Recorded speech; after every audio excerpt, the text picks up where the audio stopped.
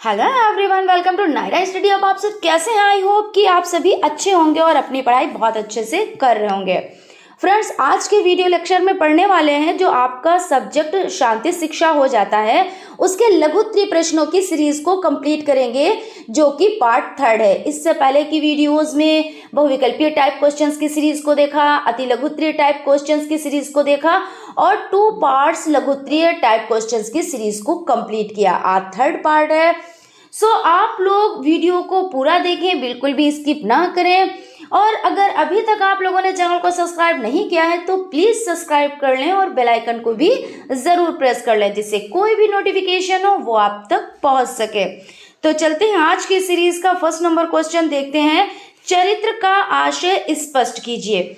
व्यक्ति एक सामाजिक प्राणी है, वो समाज में विभिन्न सदस्यों के साथ रहता है। सदस्यों के साथ रहने और जीवन बिताने के लिए उसे ऐसे व्यवहार एवं आचरण को अपनाना होता है जिससे दूसरों को कष्ट ना हो, आपस में सहयोग, प्रेम, आदर, सम्मान आदि का भाव हो।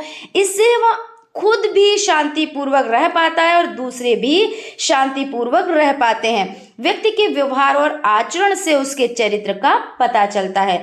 तो चरित्र से आप लोग क्या समझे कि जो एक मनुष्य है, ठीक है ना, तो वो क्या है, वो एक सामाजिक प्राणी है। मनुष्य समाज में रहता है, समाज में उठता बैठता है, लोगों के साथ रहता है। तो उसको क्या करना होता है कि भाई आप जब किसी के साथ अच्छे से रहेंगे, अच्छे से पेश आएंगे, प्रेम से रहेंगे, तभी तो वो आपसे दोस्ती कर पाएगा।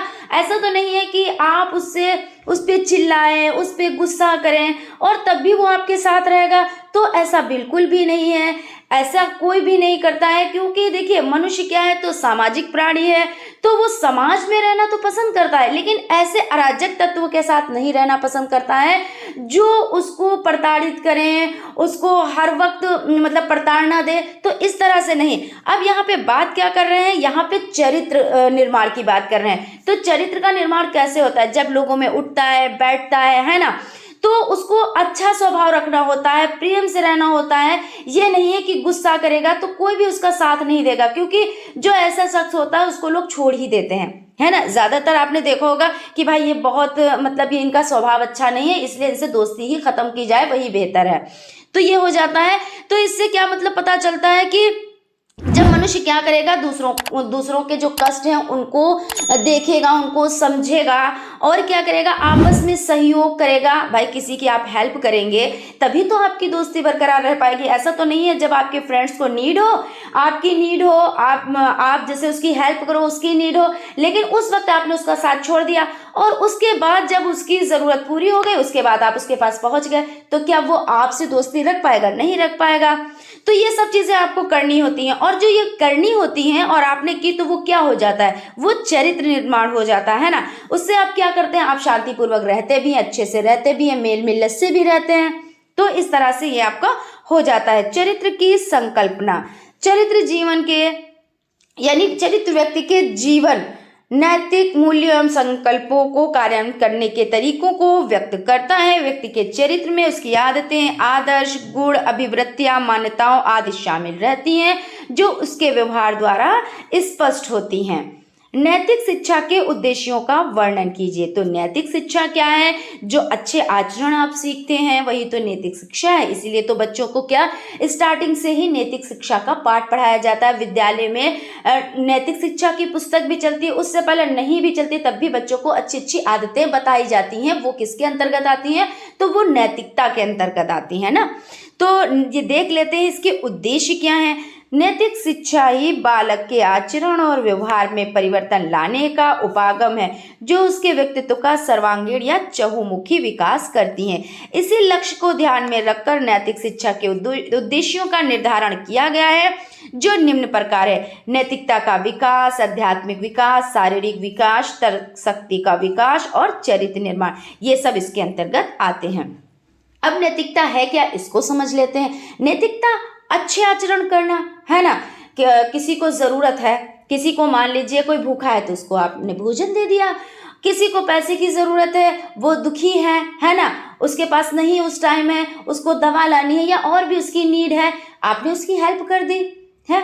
और आपने क्या किया, जैसे कोई बहुत ज़्यादा दुखी है, आपने उसके दुख में उसका साथ दिया, ज़रूरी नहीं आप पैसे से ही करें, ये भी नहीं है ज़रूरी। एक चीज़ और ध्यान में रखिएगा, वही चीज़ जो अभी हमने कहा कि ज़रूरी नहीं कि आप पैसों से उसकी हेल्प करो। कभी कभी ऐसा होता है आप उसके हाथ पैरों से भी हेल्प कर सकते हो। जैसे हाथ पैरों का मतलब ये हो जाता है कि आप उससे, जैसे वो कोई काम करने में असफल है या वो कर नहीं पा रहा है ना, तो आप उसकी उस तरह से भी मदद कर दो। मदद तो आप किसी भी तरीके से कर सकते हैं, और ये सब किस में आता है, तो ये सब नैतिकता में आता है। ये नहीं है कि भाई हम कैसे हेल्प करें, हमारे पास इतना पैसा ही नहीं, और तो भाई पैसे के सिवा हम आपकी क्या हेल्प कर सकते हैं। तो ऐसा नहीं, उसकी नीड देखो कि आखिर उसकी नीड क्या है, तो उस तरीके से आप कर भी सकते हो कि कभी किसी को कुछ नीड होती है, कभी किसी को कुछ नीड होती है। नीड का मतलब ये होता है भाई उसके पास पुस्तक नहीं है और वो पढ़ना चाहता है, तो आप पुस्तक दे दें। तो ये ऐसा तो नहीं है आपके पास रखी हुई है, आपने पढ़ाई की है और वो अब आपको पैसे देने की नहीं ज़रूरत है, आपने उसको पुस्तकें दे दी तो उसने पढ़ाई कर ली, तो ये भी तो उसकी नीड थी, तो उसकी पूर्ति आपने की ना। तो इस तरह से, तो ये सब किस में आता है, ये सब नैतिकता ही में आता है। अब देख लेते हैं सामाजिक अनुकूल विकास को समझाएं। सबसे पहले अनुकूल को समझ लेते हैं, अनुकूलन क्या होता है। तो अनुकूलन यहाँ पे चीज मतलब वही चीज है, लेकिन देखिए यहाँ पे सामाजिक अनुकूलन विकास का सीधा समाज के अनुरूप व्यक्ति के विकास से, और इस प्रक्रिया को सामाजिकरण कहा जाता है। यानी अनुकूल यानी उसी के अनुरूप अपने आप को ढाल लेना। अनुकूलन का मतलब ये आपने साइंस में भी पढ़ा कि अनुकूलन क्या होता है। तो अनुकूलन वो होता है जब जीव जंतु हो या मनुष्य हो तो अपने आप को उसी के अकॉर्डिंग ढाल लेना, तो वही अनुकूलन कहलाता है। यहाँ पे समाज में अनुकूलन किस तरह से करेंगे, तो सामाजिक अनुकूलन विकास का सीधा अर्थ समाज के अनुरूप व्यक्ति के विकास से है। इस प्रक्रिया को सामाजिकरण कहा जाता है। सामाजिकरण सामाजिक जीवन के ढंग को सीखने सिखाने की एक प्रक्रिया है। सामाजिकरण के द्वारा बालक रहन सहन, आदतें, विश्वास, समाज के नियम, मूल्य, मानक, अभिवृत्तियां और रीति रिवाज आदि सीखता है, क्योंकि जहाँ रहेगा तो उसी के अकॉर्डिंग तो चलेगा। यानी कि जहाँ पे जैसे परंपरा, जैसे रिवाज, जैसे जो भी चीजें हैं उसमें ढलता है ना। तो जब बंदा ढलता है तो वही उसका अनुकूलन हो जाता है। संक्षेप में सामाजिकरण वो प्रक्रिया है जिसके द्वारा बालक आयु बढ़ने के साथ साथ समाज के अन्य दूसरे व्यक्तियों की भांति सामाजिक व्यवहार का अधिगम करता है। अधिगम यानी लर्निंग, यानी शिक्षा। लर्निंग, अधिगम का मतलब क्या होता है, तो लर्निंग होता है यानी उसने शिक्षा ग्रहण की सभी के साथ में रह के। जैसे वहां पे कहते हैं कि अभी देखिए हम लोगों ने पढ़ा कि मनुष्य क्या है, तो सामाजिक प्राणी है, तो समाज में रहेगा। फिर उसके क्या, समाज में जब रहेगा तो उसका एक पास पड़ोस होगा, उसके दोस्त होंगे, तो उसी के अकॉर्डिंग जब ढला जाता है, क्योंकि ढलना पड़ता है। अगर आप ढलेंगे नहीं तो आप रह ही नहीं पाएंगे, है ना। जैसे साइंस में पढ़ा कि अनुकूलन है, अगर आपने संघर्ष कर लिया, आपका जो फर्स्ट लेसन है उसमें आपका कि अगर आपने संघर्ष कर लिया और उसमें विजय प्राप्त कर ली तो आपका जीवन है। और अगर आपने संघर्ष नहीं किया, आप किस्मत के सहारे पे बैठे रहे कि मुझे भूख लगी है, मुझे भोजन मिल ही जाएगा क्या, मतलब आपको जुटाना पड़ेगा, उसके लिए आपको संघर्ष करना पड़ेगा। जब आप संघर्ष करेंगे तभी आपको भोजन की प्राप्ति होगी। जैसे जिराफ ने क्या किया था, उसकी आगे की जो गर्दन थी वो छोटी थी पहले और पैर भी छोटे थे, लेकिन उसको भोजन की नीड थी, उसको भूख लगी थी और उसको जमीन का मतलब ये कि एकदम जमीन, सपाट जमीन पे उसे घास फूस नहीं मिल रहा था जो उसका भोजन था, और पेड़ काफी ऊंचाई पे लगे थे। तो उसने क्या किया था, उसने अपनी आगे की गर्दन को उचकाने में भाई उसको तकलीफ तो होती होगी, और उसने अगली टांगों को भी उचकाया कि मतलब किसी तरह से ऊंचाई के जो पेड़ हैं लगे हुए हैं उसकी पत्तियां हमें मिल जाएं तो हमारी भूख शांत हो जाए। तो उसने क्या किया, संघर्ष किया। जो संघर्ष कर पाए तो उनको भोजन की प्राप्ति हो गई, यानी उनको जीवन मिल गया। लेकिन जो ऐसा नहीं कर पाए तो उनका जीवन खत्म हो गया, क्योंकि वो भूख के मारे क्या हुआ, उनका जीवन खत्म हो गया। तो इस तरह से यही होता है। वो तो साइंस में खैर पढ़ रहे थे, साइंस हो या सब्जेक्ट कोई सा भी हो, इसमें कोई इशू नहीं है। मैन यहाँ पे है कि आपको किसी चीज को जुटाने के लिए उसमें क्या करना पड़ता है, तो संघर्ष करना पड़ता है। दूसरी बात, आपको अनुकूलन यानी उसी के अनुकूल आपको ढलना पड़ता है। जैसे भी अगर आप मान लीजिए आपकी फैमिली में 4 से 5 लोग, 6 लोग, जितने भी लोग हैं, ज्वाइंट फैमिली हो तो काफ़ी ज़्यादा लोग होते हैं, है ना। एकल फैमिली होती है तो उसमें 4 ही लोग ज़्यादातर या 6 लोग होते हैं। जो भी फैमिली हो, ऐसा नहीं है कि सारी फैमिली अच्छी होती है, ज़्यादातर तो भाई ज्वाइंट फैमिली ही अच्छी होती है, ठीक है ना। तो उसमें मान के चलें, अगर जिसने अपने आप को उसके अनुकूल ढाल लिया तो वो उसी में रहेगा, और जिसने अपने आप को अलग करने की कोशिश की तो वो क्या हो जाता है, वो अलग ही हो जाता है, कि मतलब वो उसके अनुकूल ढल ही नहीं पाया।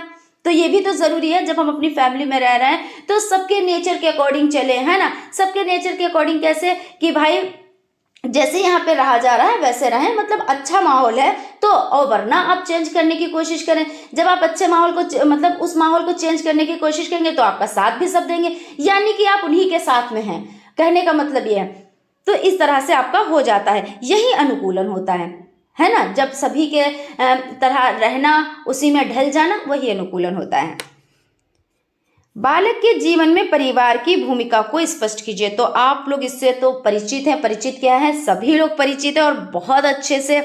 और अथवा यहाँ पे हो जाता है, बच्चों के चरित्र निर्माण में माता पिता तथा परिवार के सदस्यों के योगदान का उल्लेख कीजिए।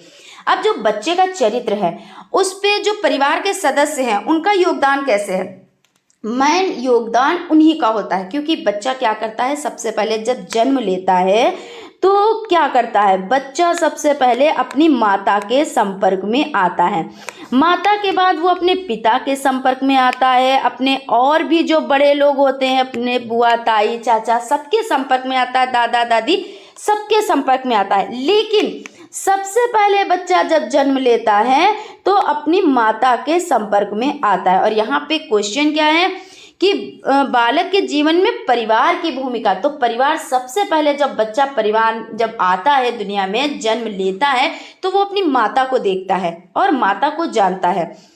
तो सबसे बड़ा जो बच्चे के चरित्र निर्माण में जो सबसे बड़ा हाथ होता है वो माता का होता है। क्योंकि जैसे माता करती है, अब जैसे बच्चे को ये नहीं सिखाया गया कि इसको मम्मा कहो, यानी पानी को मम्मा कहो या पानी को, लेकिन उसने अपनी माता को सुना कि मेरी माता जो है वो बोल रही हैं ये जो पीने योग्य है चीज़, तो इसको पानी बोलते हैं। अभी वो छोटा है तो उसकी माँ भी उसको मम्मा कह रही है, ठीक है, तो वो सीख गया बच्चा। तो इसी तरह से वो हर एक छोटी छोटी, और फिर थोड़ा जब बड़ा होता है तो हर बड़ी छोटी हर तरह की बातें वो अपने परिवार में सीखता है, ठीक है। तो कहने का मतलब ये है कि जो भी चीज़ें बच्चा स्टार्टिंग करता है तो अपने परिवार से और अपनी माँ से, अगर उसकी परवरिश अच्छे ढंग से हो रही है, अच्छा मतलब मम्मी तो सभी की अच्छी होती हैं, मम्मी तो किसी की बुरी नहीं होती हैं, ठीक है ना, तो उसकी परवरिश जैसे होगी आपको उसमें झलक जाएगा। बच्चे में क्या है, वो चीज़ झलक जाती है कि हाँ इसकी परवरिश किस ढंग से हुई है। क्योंकि हर माँ चाहती है कि हमारा बच्चा अच्छी परवरिश में पले बढ़े, क्योंकि कोई भी नहीं चाहता कि हमारा बच्चा बिगड़ेल हो या हमारा बच्चा ऐसा हो वैसा हो। सभी चाहते हैं कि हमारे बच्चे सबसे बेस्ट हों, है ना। तो जो सबसे पहले अमिट जो छाप पड़ती है वो किसकी पड़ती है, तो वो माँ की पड़ती है, यानी कि माता की पड़ती है, ठीक है ना। उसके बाद पिता जैसा व्यवहार करते हैं, जैसे उस तरीके से फिर उसके जो बड़े होते हैं वो। तो यहाँ पे देख लेते हैं, परिवार बालक की प्रथम पाठशाला होती है। जी हाँ बिल्कुल, क्योंकि वो विद्यालय जाने से पहले उसको आप कहेंगे कि अभी ये बच्चा आया है, अभी ये कोरा कागज है या कोरी स्लेट है, लेकिन ऐसा कुछ नहीं। बच्चे ने अपनी मातृभाषा को सीखा है, अपनी माँ के रहन सहन को देखा है, वहां पे वो चीजों को सीख कर विद्यालय आया है, ठीक है ना। प्रत्येक बालक की प्रारंभिक आवश्यकताओं की पूर्ति परिवार में ही होती है। बालक के व्यवहार पर भी परिवार का महत्वपूर्ण प्रभाव पड़ता है। देखिए सबसे पहले अगर कोई प्रभाव पड़ता है तो किसका पड़ता है, तो अपने परिवार का पड़ता है, और अपने परिवार में सबसे पहले किसका पड़ता है, तो माता का पड़ता है। मैं ये चीज बार बार आप लोगों को बता रही हूँ। वह सर्वप्रथम उन्हीं व्यवहारों को सीखता है या अनुकरण करता है, यानी या तो वो सीखता है या अनुकरण मतलब बार बार रिपीट चीजें करता है जो परिवार द्वारा किया जाता है। अब परिवार में क्या है, आपके परिवार में कोई सुबह उठ के प्रार्थना कर रहा है, ठीक है, ये तो सभी के परिवार में होता है। तो बच्चा देखता है कि हमें सुबह उठकर प्रार्थना करना चाहिए, कोई गेस्ट आए हैं तो उनको नमस्ते करना चाहिए, सलाम करना चाहिए, उनको इज्जत देनी चाहिए, उनको पानी पूछना चाहिए, तो बच्चे भी वैसा ही करेंगे। और अगर आपने बच्चों के सामने किसी की बुराई कर दी या अपशब्द कह दिए, या आपके यहाँ कोई आया और आपने उसको उसके अवभगत नहीं की या आपने उसको इज्जत नहीं दी, तो बच्चा क्या समझेगा कि हमारी मम्मी ने ऐसा किया था, हमारे पापा ने ऐसा किया था, तो हमें भी ऐसा करना चाहिए। तो हुई ना प्रथम पाठशाला जो परिवार है, क्योंकि जो चीज़ मम्मी पापा ने सिखाई, माता पिता ने सिखाया, वही बच्चे कर रहे हैं, है ना। तो इसमें कुछ विशेष कार्य होते हैं। अब कौन कौन से कार्य होते हैं ये भी देख लेते हैं, किताबी भाषा में भी समझ लेते हैं और अपनी भाषा में भी समझेंगे। बालक की सामान्य शिक्षा हेतु उचित पर्यावरण का निर्माण कौन करता है, तो परिवार ही करता है। बालक का नैतिक तथा सामाजिक विकास कौन करता है, तो परिवार ही करता है ना। सबसे पहले नैतिकता का पाठ, भाई नैतिकता का पाठ यही तो है कि कोई आता है तो आप उससे सलाम करो, नमस्ते करो, उसको पानी पूछो, उसको बैठने के लिए बोलो, है ना। छोटा है तो उसे प्यार दो, बड़ा है तो उसे प्यार और इज्जत दोनों दो, यही सब चीजें होती हैं। बालक में अनुकूलता का विकास, जो घर के लोग होते हैं वो बच्चों को उसके अकॉर्डिंग ढालना चाहते हैं, तो ये अनुकूलता हुई ना, वो उसके अनुकूल उसको बनाना चाहते हैं कि हमारा बच्चा भी ऐसा ही बने। बालक की विद्यालय शिक्षा की व्यवस्था करना, अब जब परिवार में बच्चा है और उसके बाद उसको विद्यालय भेजना है, उसकी व्यवस्था भी तो परिवार ही तो करता है। हम लोगों की व्यवस्था किसने की, तो परिवार ने, माता पिता ने, है ना। तो इस तरह से हो जाता है। और व्यवहारात्मक शिक्षा देना और अनुशासन की शिक्षा देना और कर्तव्य निष्ठा की शिक्षा देना, ये सब क्या करते हैं, तो परिवार ही करता है और ये परिवार ही का कार्य होता है। जैसे आपने देखा होगा कि जैसे आप कहीं गए, क्योंकि सभी लोग भाई किसी ना किसी के यहाँ जाते हैं, घूमने जाते हैं, है ना। तो उनके यहाँ के जब बच्चे आपसे मिलते हैं तो सलाम नमस्ते आपसे करते हैं और बहुत अच्छे से अवभगत आपकी करते हैं। तो आप सबसे पहले क्या कहते हैं, ये नहीं कहते हैं कि बच्चा कितना अच्छा है, सबसे पहले ये कहते हैं इसकी परवरिश कितनी अच्छी है। परवरिश मतलब इनकी मम्मी पापा ने, आपने पूरे एकदम से डिटेल में नहीं कहा, लेकिन आपने नहीं भी कहा तब भी आपने मन में ये चीज़ कर ली कि इसकी परवरिश बहुत अच्छी है, यानी कि इनके माता पिता जो इनको शिक्षा दे रहे हैं, परवरिश दे रहे हैं, वो बहुत ही अच्छी दे रहे हैं। क्योंकि अभी इतना छोटा बच्चा है, इसको सब कुछ आता है, मतलब उसको अवभगत भी आ रहा है, उसने नमस्ते भी किया, सलाम भी किया, जैसे जिसके धार्मिक प्रवृत्ति, धार्मिकता के अनुसार जिसके यहाँ जो चीज़ होती है, जिसकी रिवाज है, वो करता है। तो आप भी इस चीज़ से वो हो जाते होंगे कि हाँ, इनके यहाँ के संस्कार बहुत अच्छे हैं, मम्मी पापा ने इनको बहुत अच्छे संस्कार दिए। लेकिन अगर आपने किसी को देखा होगा, कोई बहुत कहते हैं एज वाले भी लोग होते हैं, फिर भी उनमें जो है क्या नहीं होता है, उनमें अच्छे संस्कार नहीं होते हैं। कुछ लोग ऐसे भी होते हैं कि वो आपसे बेफजूल का झगड़ा करते हैं, बेफजूल की बहस करते हैं, जहाँ पे उस चीज़ की ज़रूरत भी नहीं है वो उस चीज़ को ले आते हैं, और जहाँ पे ऐसा लगता भी नहीं है कि हाँ यहाँ पे ये बात रखनी चाहिए, वो बात यहाँ पे रख देते हैं। बहुत से लोग ऐसे होते हैं। तो आप क्या कहते हो कि इनके संस्कार नहीं अच्छे हैं, क्योंकि ये इनकी एज भी हो गई, इतने बड़े भी हो गए या हो गई, क्योंकि वो तो क्योंकि मनुष्य है तो उसमें दो ही लोगों का जन्म होता है, स्त्री या पुरुष, लड़का या लड़की, है ना।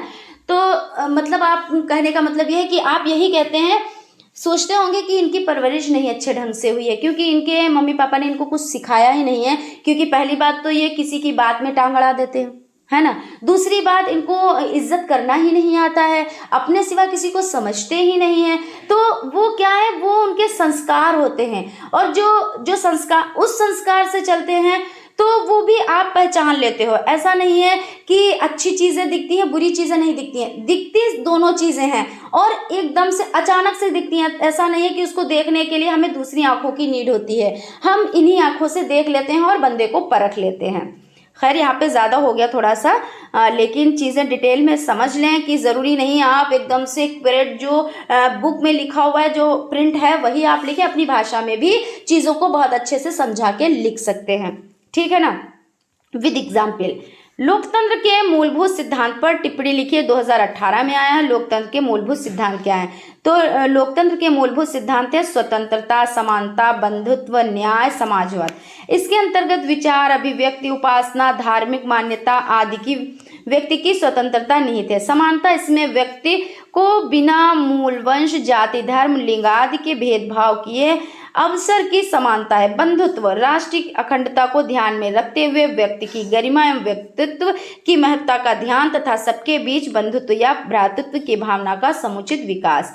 न्याय, इससे तात्पर्य कि नागरिकों को बिना किसी भेदभाव के सामाजिक, आर्थिक एवं राजनीतिक न्याय उपलब्ध करना यानी कराना। समाजवाद लोकतंत्र का एक तत्व समाजवादी समाज की व्यवस्था है जिससे किसी आधार पर भेदभाव नहीं होता है और सभी को आवश्यकता एवं योग्यता के आधार पर अवसर उपलब्ध कराना अभीष्ट होता है।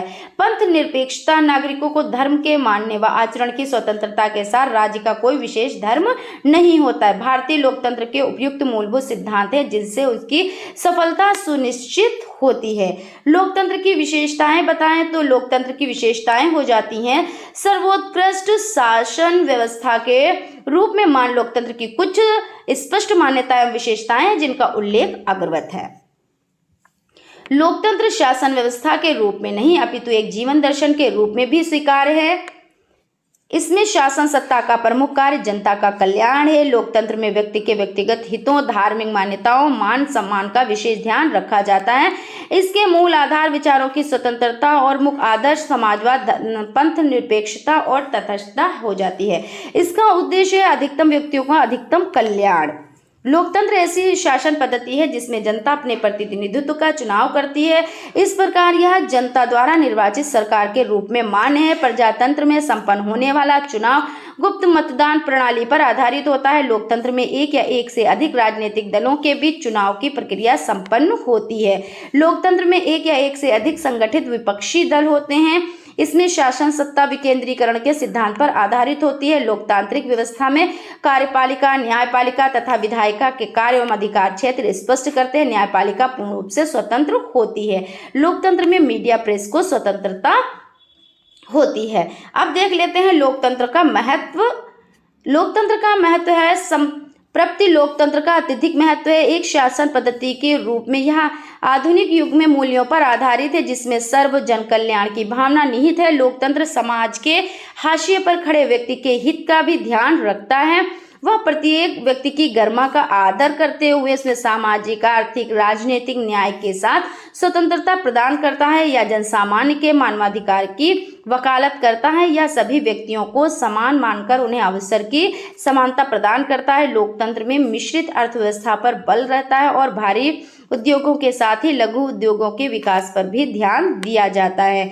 प्रजातंत्र में शासन जनता के प्रति उत्तरदायी होता है तथा जनता के सार्वजनिक हितों की रक्षा करता है। उपर्युक्त से स्पष्ट है कि लोकतंत्र राष्ट्र की समस्त जनता के लिए हितकारी है। लोकतंत्र में ही मनुष्य अपने समस्त अधिकारों को सुरक्षित अनुभव करता है तथा सम्मानपूर्वक जीवन व्यतीत करने में सफल होता है। क्वेश्चन हो जाता है व्यवहारवाद की अवधारणा को स्पष्ट कीजिए। ये आपका 2022 और 2019 में आया हुआ क्वेश्चन है, इसलिए आप लोगों के लिए मोस्ट इंपॉर्टेंट हो जाता है। व्यवहारवाद का आशय स्पष्ट कीजिए। व्यवहारवाद का आशय है व्यक्ति का व्यवहारवाद तरीका।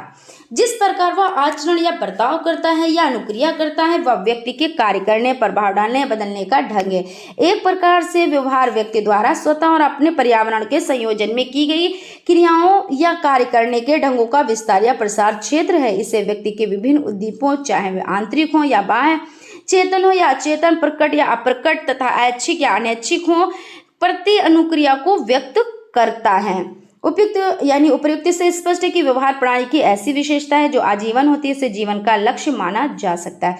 व्यवहार कहते नहीं कि इनका व्यवहार कैसा है ना, तो वही चीज हो जाती है कि इसमें क्या होता है, छोटी छोटी चीजों का भी ध्यान रखना होता है, किसी के साथ बहुत अच्छे से बर्ताव करना होता है, उसके साथ अच्छे से पेश आना होता है। ये नहीं है कि आप अगर थोड़े से कामयाब हैं तो आप किसी को अपने से जो कामयाब नहीं है, क्योंकि वो भी स्ट्रगल में लगा हुआ, वो भी संघर्ष में लगा हुआ है। ऐसा नहीं है कि आपके पर कोई नहीं है, लेकिन कोई किसी से कम नहीं होता है। लेकिन कुछ लोग क्या करते हैं कि किसी को कुछ समझते ही नहीं है, सोचते हैं कि हमको ये चीज़ मिल गई तो अब इसको कभी वो चीज़ नहीं मिलेगी। लेकिन ऐसा कुछ भी नहीं है कि जो संघर्ष करेगा, जो स्ट्रगल करेगा, जो कोशिश करेगा उसको कामयाबी मिलती है। और जब कामयाबी मिलती है तब हो सकता है कि आप उससे कम हो और वो आपसे ज़्यादा हो जाए, ये भी हो जाता है। तो इसलिए अपना, अगर आप में जैसे आप रिच फैमिली से बिलोंग करते हैं या थोड़ा मिडिल क्लास है, कुछ भी है, क्लास कुछ भी हो, सबसे पहले आप इंसान बन जाएं, यही बहुत बड़ी बात है।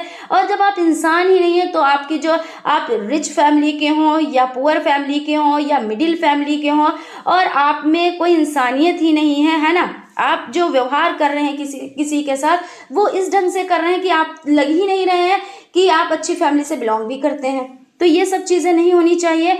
यही है कि आप कैसे भी हो, कंडीशन आपकी कोई भी हो, आप अगर सभी से मेल मिलत रखेंगे तभी वो आपको अच्छा कहेगा। सिर्फ पैसे से या अपने आप को ऊपर मानने से या अपने आप को ऊंचा मानने से कोई ऊंचा नहीं होता। जब कहते नहीं है कि चार मुंह होते हैं, अगर चार मुंह उन्होंने आपकी तारीफ कर दी तब तो आप अच्छे हैं। और जब आपकी कोई तारीफ ही नहीं कर रहा, कोई आपको अच्छा कह ही नहीं रहा क्योंकि आपके पास सिर्फ पैसा है और गुरूर है और घमंड है, तो आप में क्या है? आप कुछ भी नहीं हो और आप समाज में आपको कोई नाम भी नहीं है।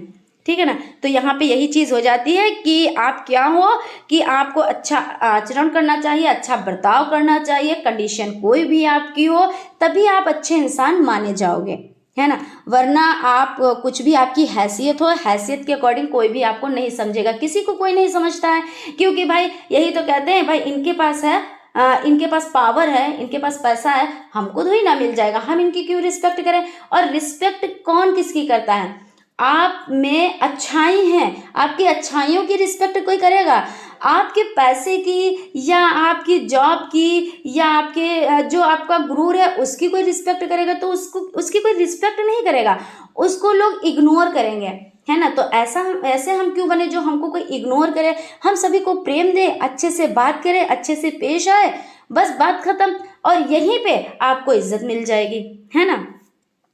उसके बाद चलते हैं क्वेश्चन की तरफ। व्यवहारवाद में उद्दीपन अनुक्रिया संबंध पर टिप्पणी लिखें।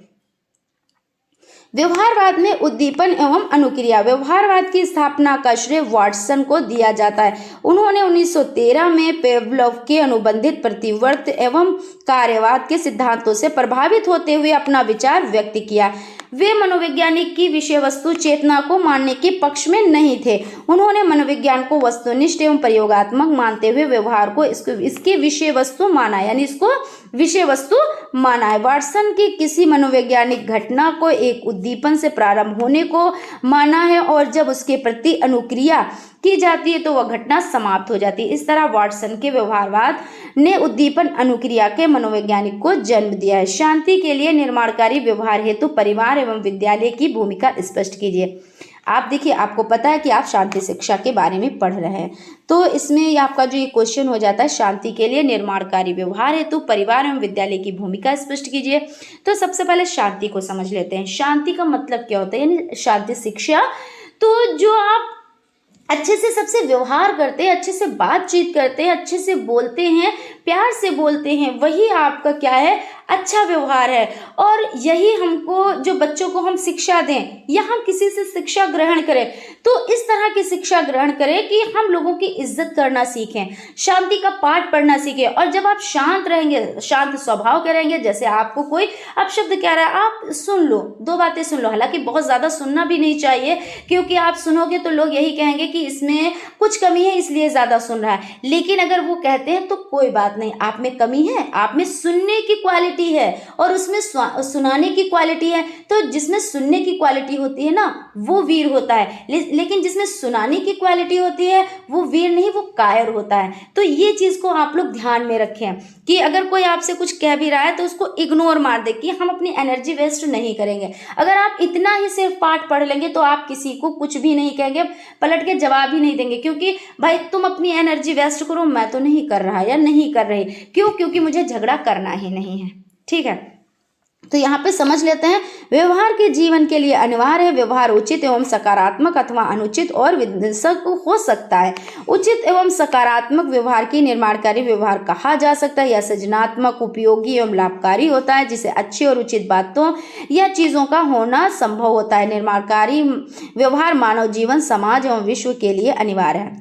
ये चीज़ क्या हो जाता है कि जब आप व्यवहारवादी अपनाएंगे तो क्या होगा, ये समाज के लिए अनिवार्य हो जाता है। और समाज में शांति बनाए रखना तो बहुत ही ज़रूरी है, क्योंकि आज दंगे देखिए धर्म के नाम पर हो रहे हैं, जाति के नाम पर हो रहे हैं। अब तो और दंगे स्टार्ट हो गए हैं कि पैसे के नाम पर हो रहे हैं, कि मतलब हम अमीर हैं तुम गरीब हो, इसमें दंगे हो रहे हैं। मतलब छेड़ के दंगे लिए जा रहे हैं। आज तो जो घर में क्या है, परिवार में भाई भाई में मेल मिलत नहीं है। क्यों? क्योंकि उनमें शांति ही नहीं है, कोई एक दूसरे की सही नहीं रहा है। तो शांति शिक्षा की बहुत ज़्यादा आवश्यकता हो गई है इस टाइम पे, तो सबसे ज़्यादा आवश्यकता है।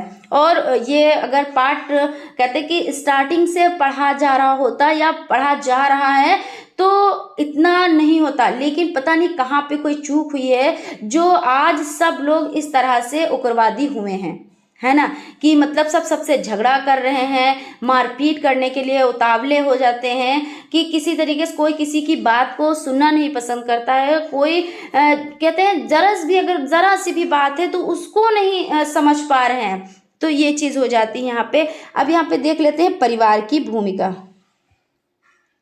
शांति के लिए निर्माणकारी व्यवहार के प्रोत्साहन हेतु परिवार की महत्वपूर्ण भूमिका। इसके लिए परिवार के सदस्यों, विशेषकर अभिभावक एवं प्रणों द्वारा निर्णायित रणनीतियां अपनाई जा सकती हैं। परिवार का वातावरण, बच्चे से व्यवहार, पारिवारिक दायित्वों में भूमिका, परिवार में शिक्षा का महत्व। यानी परिवार का वातावरण, जब क्या होगा कि परिवार का वातावरण अच्छा होगा, वहाँ पे शांति का पाठ होगा। शांति का पाठ मतलब सभी लोग अच्छे स्वभाव के होंगे, तो बच्चों पर क्या होता है, अमिट छाप पड़ती है। तो बच्चे भी वैसे ही रहना पसंद करेंगे। बच्चों से व्यवहार, बच्चों से अच्छा व्यवहार करना चाहिए। अगर देखिए बच्चे क्या होते हैं, गलती करने के लिए ही होते हैं ना भाई, इंसान है तो उससे गलती होती है, और अभी तो वो बच्चे हैं तो वो तो गलती करेंगे। तो बच्चों को डांटना नहीं चाहिए, उनको समझा देना चाहिए कि आज आपने ऐसा किया है, अब ना करना, क्योंकि ये आपके फ्यूचर के लिए गलत है। इस तरह से आप समझा दें, ना कि आप बच्चों को मारे पीटे। फिर वो क्या होता है, फिर वो मतलब कि वो क्या हो जाते हैं, वो उग्र हो जाते हैं कि हम पे मार पड़ी है,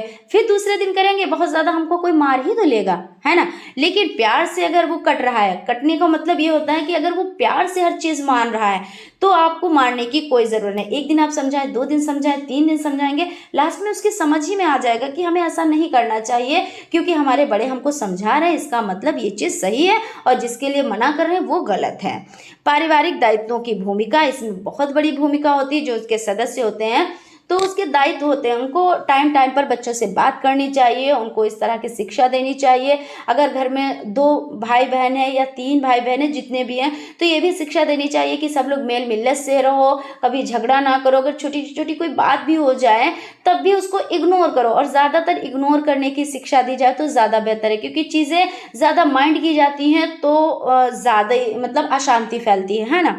परिवार में शिक्षा का महत्व, तो इसमें जो शिक्षा का महत्व हो जाता है, तो बच्चों को अच्छी शिक्षा देनी चाहिए, और ज़्यादा से ज़्यादा अपने संपर्क में रखना चाहिए। ज़्यादा से ज़्यादा क्या, जैसे दोस्त यार बनाएं, बच्चे क्या करें, दोस्ती तो करते हैं भाई, अपनी टोली तो बनाते हैं, तो क्या करना चाहिए, उनके दोस्तों के बारे में पता कर लेना चाहिए कि कैसे माहौल के हैं, किस तरह के हैं। अगर सब सही है तो आप दोस्ती बरकरार रहने दें, लेकिन अगर नहीं सही है तो आप बच्चे को कुछ ना बताएं, उसको इस ढंग से समझाएं कि वो उग्र भी ना हो कि हमारे दोस्त से मिलने से मना कर रहे हैं, लेकिन उसमें ये चीज़ आ जाए कि हाँ हमारे लिए नुकसानदायक है। जब उसकी चीज़ें समझ में आएंगी वो अपने आप से समझ जाएगा, और फिर उस तरह से कार्य नहीं करेगा, जिस तरह से आप नहीं चाहते हैं उस तरह से वो नहीं करेगा। ये चीज़ हो जाती है। अब आगे चलते हैं, यानी नेक्स्ट चलते हैं, विद्यालय की भूमिका। शांति के लिए निर्माणकारी व्यवहार के प्रोत्साहन हेतु विद्यालय की विशेष भूमिका रहती है। इसके लिए शिक्षकों द्वारा निम्नलिखित रणनीतियां अपनाई जा सकती हैं। कक्षा का प्रबंध, कक्षा नियमों की स्पष्टता एवं उसका पालन, नियमों का संशोधन, कक्षा समुदाय का सदस्य, कक्षा परिस्थिति पर कुछ नियंत्रण, मनोवैज्ञानिक आवश्यकताओं की पूर्ति, शिक्षण एवं शिक्षेतर कार्यक्रम, अभिभावक का सहयोग और पुरस्कार हो जाते हैं। अवांछित व्यवहार को हतोत्साहित करने के लिए एक शिक्षक के रूप में आप जो रणनीतियां अपनाएंगे उनका विवरण दीजिए। यानी आप अगर क्या है, अवांछित व्यवहार को हतोत्साहित करने के लिए एक शिक्षक के रूप में आप जो रणनीतियां अपनाएंगे तो उसका विवरण आपको देना है। यानी घर और विद्यालय में बच्चे कभी कभी ऐसा व्यवहार प्रदर्शित करते हैं जिसे उचित नहीं कहा जा सकता। इससे अपशब्द का प्रयोग, मारना पीटना, चिढ़ाना, धक्का मुक्की करना, दूसरों की चीज़ों को तोड़ देना आदि शामिल रहता है। इससे दूसरे बच्चे को शारीरिक, भावात्मक, मानसिक पीड़ा हो सकती है। बच्चों का इस प्रकार का व्यवहार अवांछित व्यवहार की श्रेणी में रखा जा सकता है। अतः आवश्यक है कि बच्चों के इस प्रकार के व्यवहार को हतोत्साहित किया जाए। विद्यालय में अवांछित व्यवहार को हतोत्साहित करने के लिए शिक्षक द्वारा निम्नलिखित रणनीतियां अपनाई जा सकती हैं। कक्षा में छात्र का ध्यानपूर्वक निरीक्षण करें, उसके व्यवहार को देखें, उसका विश्लेषण करें और कारणों का पता लगाने की चेष्टा करें। कक्षा में बातचीत करने पर छात्रों को अलग अलग बैठाएं, फिर ध्यान दें। कक्षा में छात्र आक्रामक होने की दशा में दूसरों को उससे अलग करें, फिर अलग अलग बात करके उसको क्या करें, कारण जानने का प्रयास करें। यानी दो बच्चे अगर झगड़ा कर रहे हैं तो ऐसा नहीं है कि एक को डांट दो एक को प्यार कर लो, ऐसा कुछ भी नहीं है। अपने दोनों बच्चों की बात सुनो, अलग अलग ले जाके दोनों बच्चों की बात सुनो, फिर उसके बाद दोनों को अपने अपने तरीके से समझा दो, है ना। तो इस तरह से क्या होगा, बच्चे अब ये भी समझेंगे कि शिक्षक जी जो हैं वो हमको ज़्यादा मानते, दूसरा बच्चा समझेगा हमको ज़्यादा मानते, फिर वो आपकी दोनों बच्चे आपकी बात को मानेंगे। और जब दोनों बच्चे आपकी बात मानेंगे और आपने उनको शांति का पाठ भी पढ़ा दिया, यानी वो दोस्ती भी कर लेंगे और फिर झगड़ा भी नहीं करेंगे। कक्षा में अवांछित व्यवहार को हतोत्साहित करें, छात्रों को यह भी बताएं कि उनकी क्या अपेक्षा है। कक्षा में उचित व्यवहार का पालन करने के लिए विचार विमर्श करें, इसके लिए उसमें वह क्षमता है कि सफल हो सके। व्यवहार परिवर्तन का प्रयोग भी किया जा सकता है, इससे अवांछित व्यवहार को समझकर उसको हतोत्साहित करने का प्रयास किया जा सकता है। कक्षा में शिक्षक को स्वतः अपना व्यवहार संयत रखते हुए एक निश्चित दिनचर्या का पालन करना चाहिए। अपना काम समय से करते हुए छात्रों की सहायता हेतु तत्पर रहना चाहिए, इससे परस्पर आदर सम्मान व विश्वास का भाव उत्पन्न होगा। यहाँ पे आपका सेशन कंप्लीट हो जाता है। आई होप कि आप लोगों को सेशन अच्छा लगा होगा। सो अगर अभी तक आप लोगों ने चैनल को सब्सक्राइब नहीं किया है तो प्लीज़ सब्सक्राइब कर लें और बेल आइकन को भी ज़रूर प्रेस कर दें, जिससे कोई भी नोटिफिकेशन हो वो आप तक पहुंच सके। और फ्रेंड्स हो सके तो आप वीडियोस अपने फ्रेंड्स में शेयर किया कीजिए, जिससे उनको भी बेनिफिट मिल सके और उनकी भी अच्छे से तैयारी हो सके। मिलते हैं नेक्स्ट क्लास में, तब तक आप लोग अपना ख्याल रखें और स्टडी को कंटिन्यू करें। Thank you.